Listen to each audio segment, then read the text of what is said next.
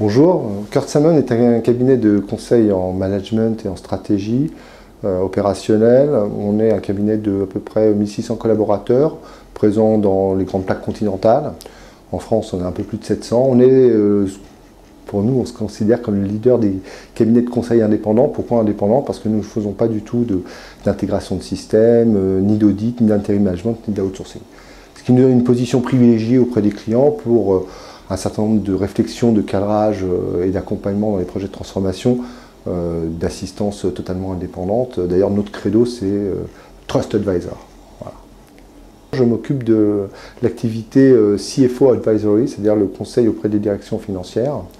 Aujourd'hui, les directeurs financiers sont en charge d'un certain nombre d'activités et la plupart du temps pilotent des projets de transformation des entreprises. Et à ce titre, j'ai une équipe dédiée de plus de 80 consultants qui intervient dans un certain nombre de domaines autour de la transformation, les centres de services partagés, la réflexion sur l'outsourcing, la refonte des processus, particulièrement procure to pay, order to cash, ce qu'on appelle l'alignement et la convergence des grands modèles de fonctionnement des directions financières ou les corps modèles, et le pilotage de la performance. Mais c'est une réalité qu'on observe, c'est une tendance forte à élargir les projets sur l'ensemble du processus procure to pay. Et d'ailleurs, la dématérialisation est un facteur très favorable à cette réflexion, puisque en installant des solutions telles que celle d'ITsoft, on est capable très rapidement d'avoir des KPIs de fonctionnement, de qualité, de savoir où ça marche et où ça ne marche pas. Et donc d'appuyer sur des leviers qui, lorsqu'on n'a pas ces types de solutions, ils sont très difficiles à identifier, pour harmonier certains types de missions de cet ordre chez des clients significatifs. On peut mettre plusieurs semaines à identifier des KPIs qui, une fois ces solutions mises en œuvre, peuvent être obtenues de manière quotidienne. Donc ça, c'est une tendance très forte. Une autre tendance aussi, et ça on le voit beaucoup dans nos projets de centres de services partagés, c'est la capacité à adresser des environnements, je dirais, variés et complexes.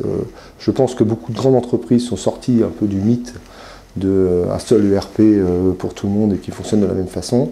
Tout le monde sait que ça peut coûter beaucoup d'argent à mettre en place, que ça peut être aussi un petit peu rigidifiant, et on le voit, nos clients achètent des entreprises et les revendent. Et donc quand on est dans un modèle assez monolithique, on a un petit peu du mal à effectuer ces opérations, je pourrais qualifier d'agiles. Donc nous demande de les aider à construire des modèles où on est capable de travailler de manière uniforme dans un environnement où le sous-jacent ERP est lui diverse, plusieurs fois le même ERP mais installé de façon différente, ou même différents ERP qui doivent à un moment converger en termes de gestion pour la partie en tout cas comptabilité fournisseur, cycle fournisseur. Alors la mobilité, il y a deux types de mobilité dans ces projets. Je mettrai à part, parce qu'on a eu adressé ce cas-là qui est très intéressant, qui est les entreprises, je dirais, d'ingénierie, de chantier à l'affaire, où effectivement on a des responsables de projet, des responsables de chantier dans différentes activités, souvent autour du BTP, qui doivent à un moment donné valider une facture. Donc là on est sur de la mobilité un petit peu dure, et effectivement il y a des solutions aujourd'hui qui permettent d'adresser ce point-là. Nous aujourd'hui ce qu'on voit plus, c'est l'intégration d'une mobilité, je dirais, un petit peu haut de gamme, via les tablettes, pour, entre autres, les cadres dirigeants qui veulent participer, ou à un moment donné ou à un autre, dans le circuit de validation de la dépense ou de la facture, mais bien sûr de manière un petit peu, je dirais, attrayante. Et clairement, on a des demandes, et c'est poussé par les clients, et on pense qu'il y a une vraie valeur ajoutée dans cette approche, à produire des solutions compatibles dans l'environnement tablette, des sortes de parapheurs électroniques en fin de compte, sur lesquels on peut à tout moment, en comité de direction, en voyage, valider un certain nombre de dépenses, plutôt que d'avoir ce fameux parapheur papier qu'on a tous rencontré dans notre vie, qui fait quand même un petit peu old school quand on est dans un environnement totalement dématérialisé, industrialisé, comme on peut l'avoir avec une solution comme ITsoft. On croit beaucoup au portail fournisseur. Une fois qu'on a fait tous ces projets de dématérialisation, de procure to pay, il faut intégrer, il faut être en mode collaboratif avec le fournisseur. Donc, les clients commencent de plus en plus à y réfléchir.